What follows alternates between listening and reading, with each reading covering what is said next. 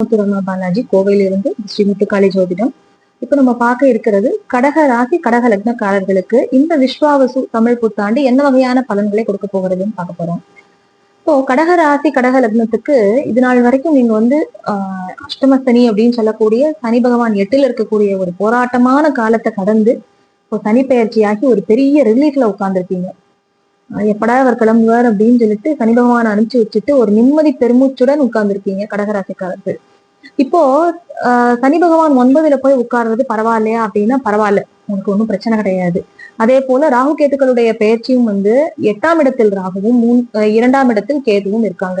இதுதான் கொஞ்சம் கவனத்துடன் இருக்க வேண்டிய ஒரு இடம்.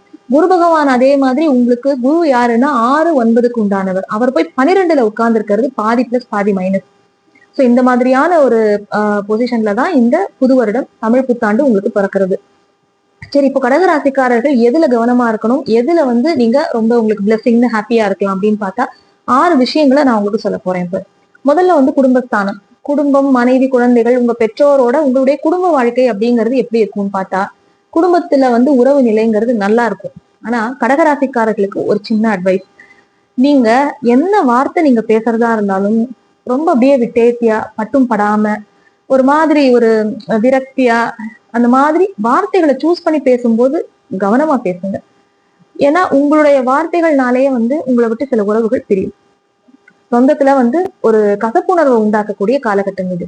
நான் 2ல போய் கேட்டு உட்கார்ந்து இருக்கும் போது அவர் என்ன பண்ணுவாருன்னா குடும்பத்துல ஏதோ ஒரு குறைய காமிச்சுட்டே இருப்பாரு. நம்ம ஃபைண்டிங் ஃபால்ட் வித் அதர்ஸ், அது கொஞ்சம் கவனமா இருக்கணும். நீ இது ஏன் பண்ணின, நீ ஏன் அப்படி பண்ணிட்ட, இப்படி பண்ணிருக்கலாமே, இதெல்லாம் நீங்க எல்லார்கிட்டையும் ரிப்பீட்டடா சொல்லும் போது அவங்களுக்கே அது கசந்து போயிடும். சோ அந்த விஷயத்துல நீங்க கொஞ்சம் கவனமா இருக்கணும். அதே போல குழந்தைகளை கண்டிப்பதிலேயுமே ரொம்ப ரொம்ப ஒரு சாஃப்டான ஒரு இதை நீங்க ஹேண்டில் பண்ணீங்கன்னா ரொம்ப ரொம்ப நல்லது. அதனால உறவு முறைகளுக்கு இடையில மனசுல ஒரு விரிசல் வராம பாத்துக்கணும். மற்றபடி தனம் பொருளாதாரமா எப்படி இருக்குன்னு பார்த்தா உங்களுடைய தனஸ்தானாதிபதினு சொல்லக்கூடிய சூரியன் உச்சமாவர். அப்புறம் உங்களுடைய ராசிக்குள்ள பிரயாணம் பண்ணுவார், விரயஸ்தானத்துக்கு வருவார், அவர் தனஸ்தானத்துக்கே வருவார். அதனால சூரியனுடைய இது உங்களுக்கு ஒரு ஏற்ற இறக்கமா இருந்தாலும் உங்களால சமாளிச்சுக்க முடியும். அதுல உங்களுக்கு ஒன்றும் பெரிய ஒரு லாஸ் எல்லாம் எதுவும் வந்துடாது. குடும்பம்னு சொல்லும் போது நீங்க கவனமா இருக்க வேண்டியது பொருளாதாரம் கிடையாது. அந்த இடத்துல அந்த உறவுகள்ல மட்டும்தான் நீங்க கவனமா இருக்கணும். மற்றபடி அம்மா அப்பாக்கு எல்லாருக்கும் நல்லா இருக்கு, அப்பாவோட ஆரோக்கியத்துல கொஞ்சம் கவனமா இருக்கணும். ஏன்னா உங்களுடைய அஷ்டமாதிபதினு சொல்லக்கூடிய சனி பகவான் போய் 9ஆம் இடத்துல போய் உட்கார்றாரு. அப்ப அவர் என்ன பண்ணுவார் அப்படின்னா அப்பாவுக்கு கொஞ்சம் உடம்புல இது நாள் வரைக்கும் ஒரு ஆரோக்கிய தொந்தரவு இருந்தது அப்படின்னா அது இப்ப கொஞ்சம் ஜாஸ்தி பண்ணி விட்டு அதுக்கு ஒரு செலவு உண்டாக்கி அதை நிவர்த்தி பண்ணி கொடுப்பார். அதனால தந்தையினுடைய ஆரோக்கியம் அவருக்கு உண்டான சில விஷயங்கள்ல மட்டும் கொஞ்சம் கவனமா இருக்கணும். அவருடைய இதுல கொஞ்சம் ஒரு தலை தாமதங்களை காமிப்பார். அவருக்கு ஒரு நரம்பு சம்பந்தமான பிரச்சனைகள், அவருடைய காலில் பிரச்சனைகள், அந்த மாதிரி விஷயத்த கொடுப்பார். அதனால நம்ம எதிர்பாராம ஒரு அடிபட்டுக்கிறதோ அந்த மாதிரி இதுல கொஞ்சம் கேர்ஃபுல்லா இருக்கணும். நீங்களுமே கொஞ்சம் கவனமா இருக்கணும். ஏன்னா 8ஆம் இடத்துல ராகு வரும்போது என்ன பண்ணுவார் அப்படின்னா எதிர்பாராம நம்ம எங்கேயாவது அடிபட்டுக்க வைப்பார் கால்ல.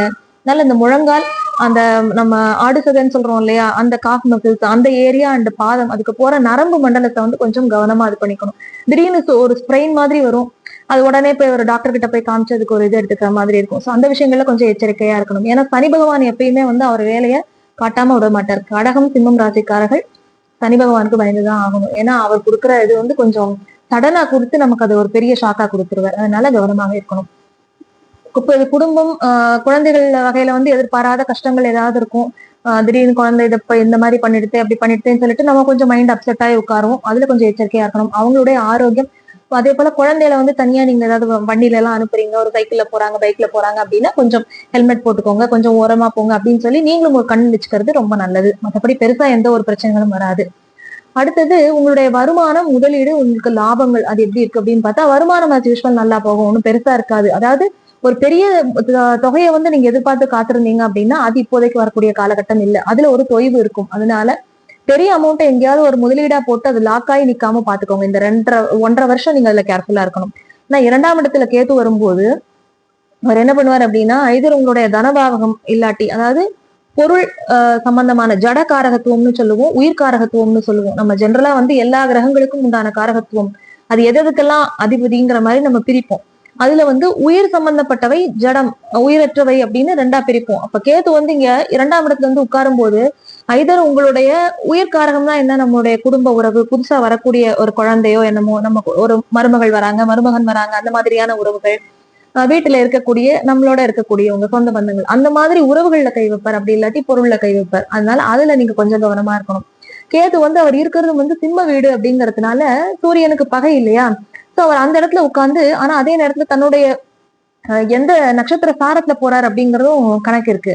அதனால அவர் கொடுக்குற பலன் வந்து அதுக்கு தகுந்த மாதிரி தான் அமையும். சோ பகை இடத்துல உட்கார்ந்து பலன் கொடுக்கும் போது கொஞ்சம் அப்படி அப்படி ரஃப் அண்ட் டஃபா நம்ம இருப்போம் இல்லையா, அந்த மாதிரியான பலன்களை தான் அவர் கொடுப்பார்.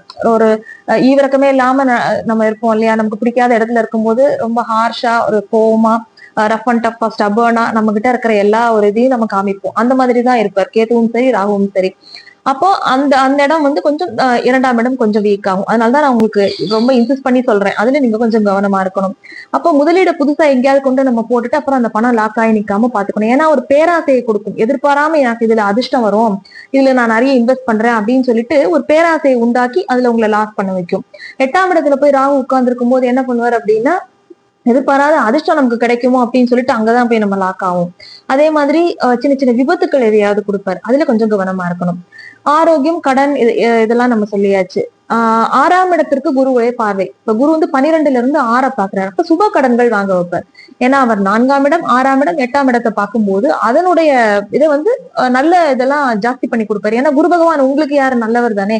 ஆனா அதே நேரத்துல 6ஆம் இடத்துக்கும் உண்டானவர். அப்போ உங்களுடைய ருணரோக எதிரி, அந்த 3த்துக்கும் ருணரோக சத்துருஸ்தானத்துக்கு உண்டான குரு பகவான் 12ல போய் மறையும் போது, நான் சொல்லியிருக்கேன் பாதி பிளஸ் பாதி மைனஸ் சொன்னேன். அப்படின்னா என்ன அர்த்தம்னா, நற்பலன்களையும் கொடுப்பார், கொஞ்சம் வேண்டாத பலன்களும் அங்க நடக்கும். அதாவது ஒன்னா உடம்பு தொந்தரவு வரும், அதே நேரத்துல ஒரு சுப கடன்கள் வாங்க வைப்பார்.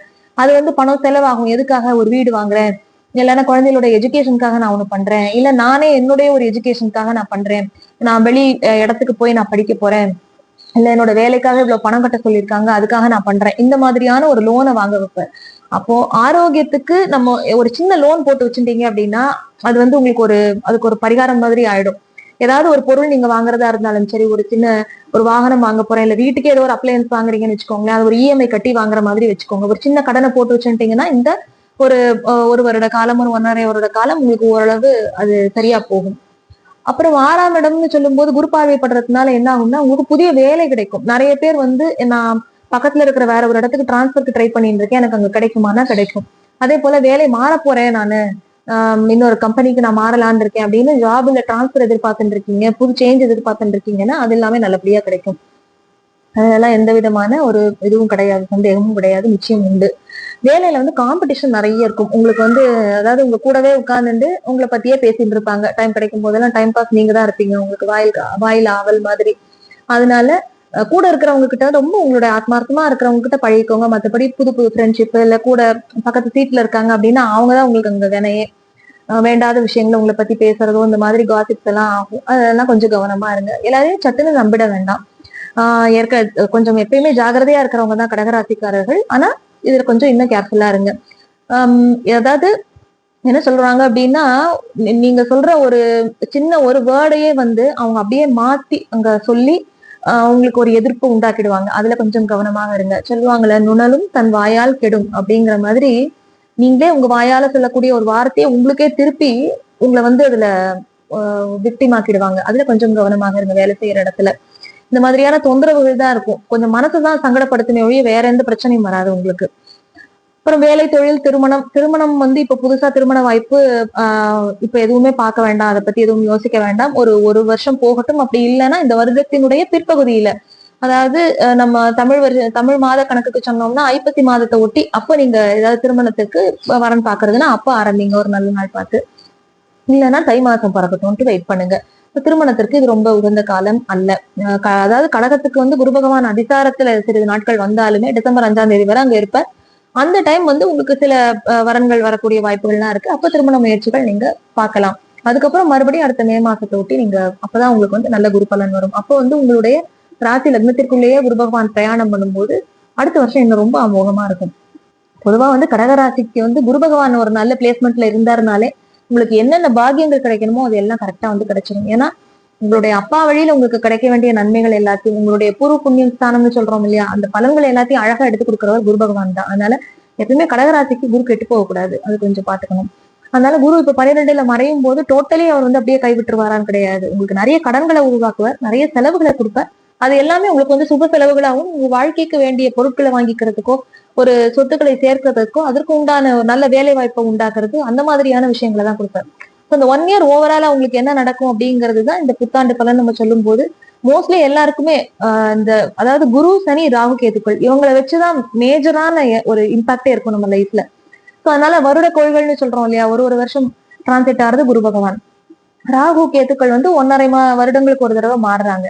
அப்போ இந்த அடுத்த பங்குனி மாதம் வரைக்கும் எல்லா கிரகங்களும் அதது இடத்துலயே தான் இருக்கு. குரு பகவான் மட்டும்தான் அதிசாரத்துல கடகத்துக்கு வந்து மீண்டும் மிதுனத்துக்கு போவார். அப்ப நேர வருவார், அப்புறம் வக்ரம் ஆவார், அந்த மாதிரி. சோ அது கூட உங்களுக்கு வந்து ஒரு பெரிய நற்பலன்களை தான் நல்லா ஜாஸ்தி பண்ணி கொடுக்கும். இன்னும் போக போக பெட்டரா இருக்கும்னு சொல்ற மாதிரிதான் இருக்கிறதுனால கடகராசிக்காரர்களுக்கு இந்த மாதிரியான பலன்கள் இருக்கு. கொஞ்சம் எச்சரிக்கையோட இருங்க.